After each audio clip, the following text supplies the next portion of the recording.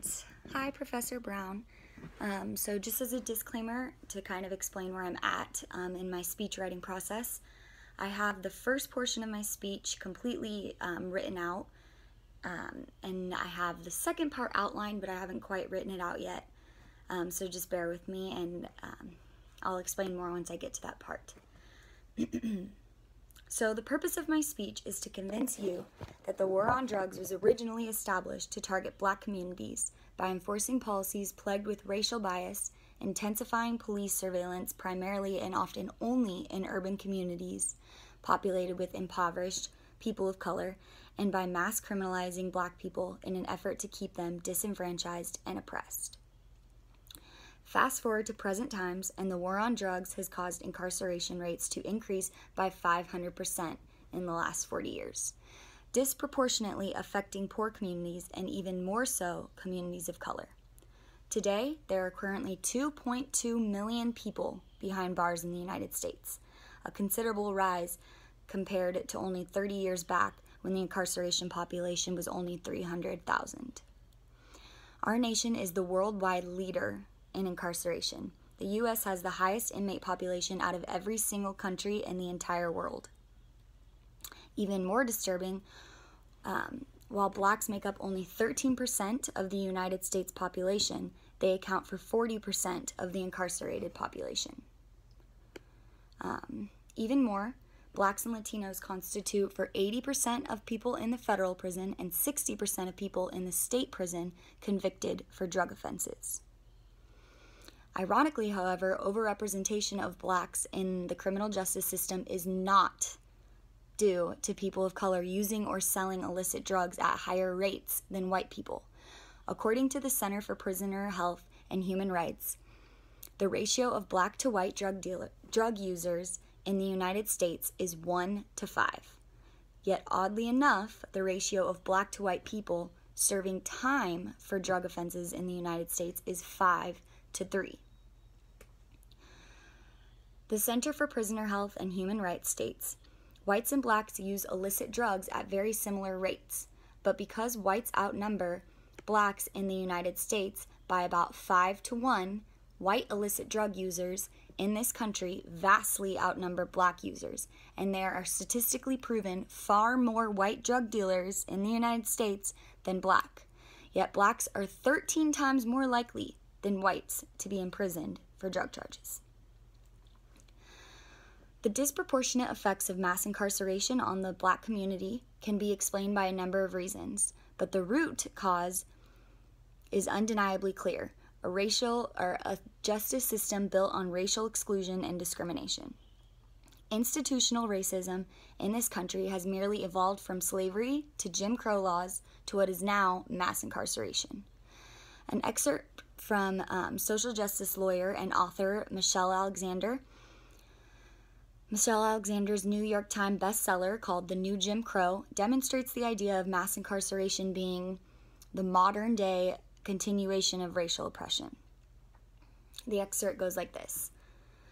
Cotton's family tree tells the story of several generations of black men who were born in the United States but who were denied the most basic freedom that democracy promises: the freedom to vote for those who will make the rules and laws that govern one's life. Cotton's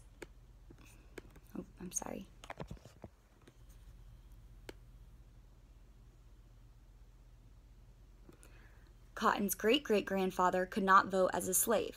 His great-grandfather was prevented from voting by clan intimidations. His father was barred from voting by poll taxes and literacy tests. Today, Jarvis Cotton cannot vote because he, like many black men in the United States, has been labeled a felon and is currently on parole. Old methods of racial discrimination, like slavery and Jim Crow laws, have not been entirely eliminated, as the majority of this population may believe. Instead, those methods have simply been replaced with a new and more sneaky system of racial control that labels people of color as criminals, and thereby, as criminals, the historic pattern of housing discrimination, employment discrimination, exclusion, from jury service, the denial of voting rights, the denial of educational opportunities, and the denial of public health benefits is justified and completely legal.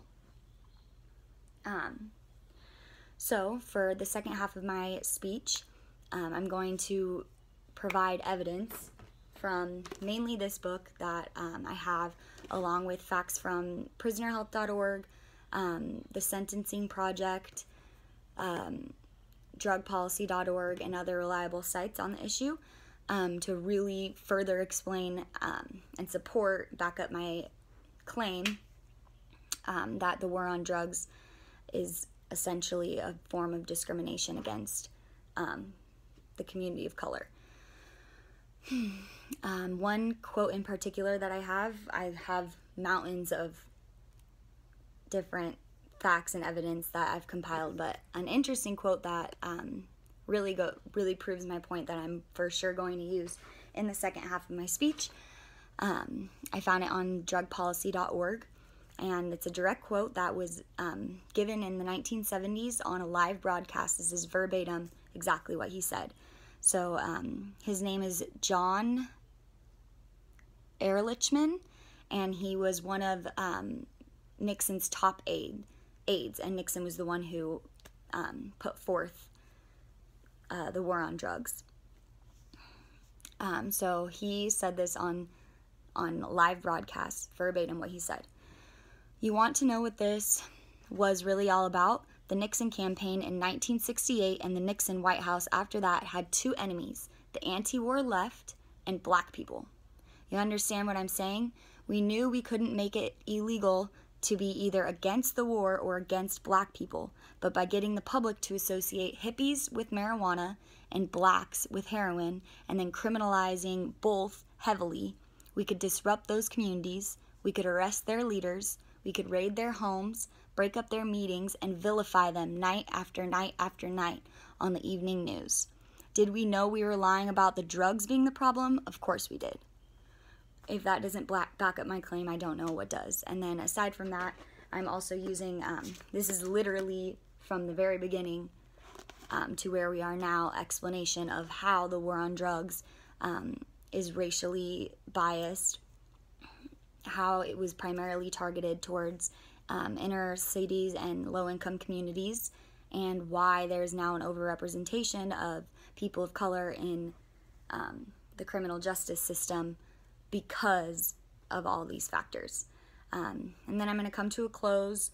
At the conclusion, I'm going to reintroduce the issue that I want to make clear, which was, again, the purpose of my speech is to convince you that the war on drugs was originally established to target black communities by enforcing policies plagued with racial bias, intensifying police surveillance primarily and often only in urban communities populated with impoverished people of color, and by mass criminalizing black people in an effort to keep them disenfranchised and oppressed.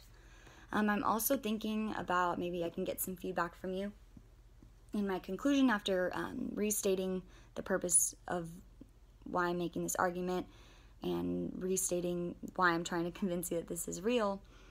Do you have any recommendations on whether or not I should explain what I hope to see in the future, or how making the issue more aware and making people kind of wake up to understand that this is a real problem in society, how just raising awareness on the issue could potentially, where was I going with this thought?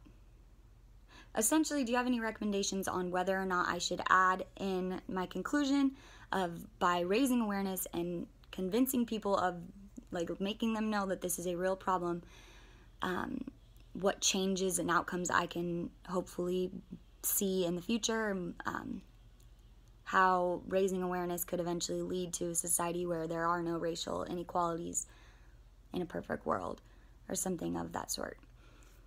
So basically, that's what I have for you so far. Thank you, and I'll see you in class tomorrow.